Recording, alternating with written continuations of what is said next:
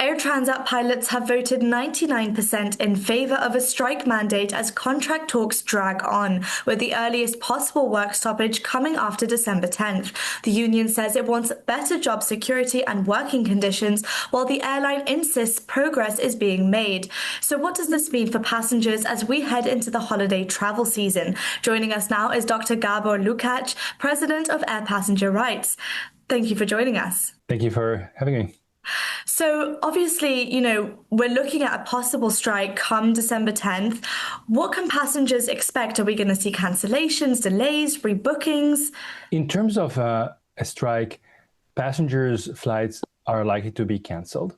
Passengers need to know that there is a significant difference between your flight being canceled preemptively in anticipation of a strike, while the labor force is still there.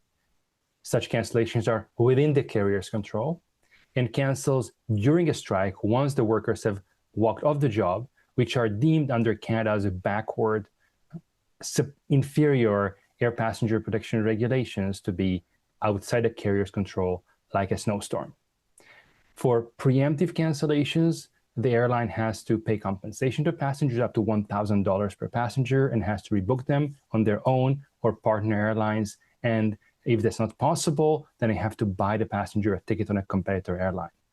For situations outside the carrier's control, there is no lump sum compensation, no meals and accommodation are owed, which would be owed in a preemptive cancellation case, and the airline's obligation is to rebook the passengers on their own or partner airlines to depart within 48 hours, or else to rebook the passenger on the next available flight of any carrier, including competitors.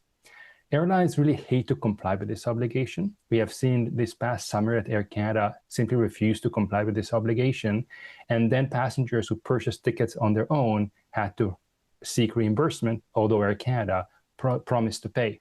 So passengers caught in this situation, if Air Transat refuses to rebook them or says we cannot rebook you, should buy themselves a ticket on another airline and then make Air Transat pay for it later. So you just mentioned, things that passengers should know with regards to if a strike is to happen.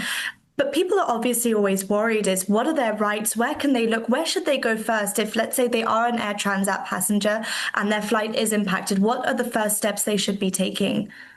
The first step is to demand from the airline to rebook you in accordance with air passenger protection regulations.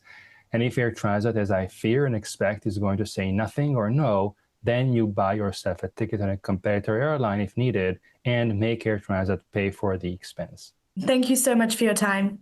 Thank you very much for having me.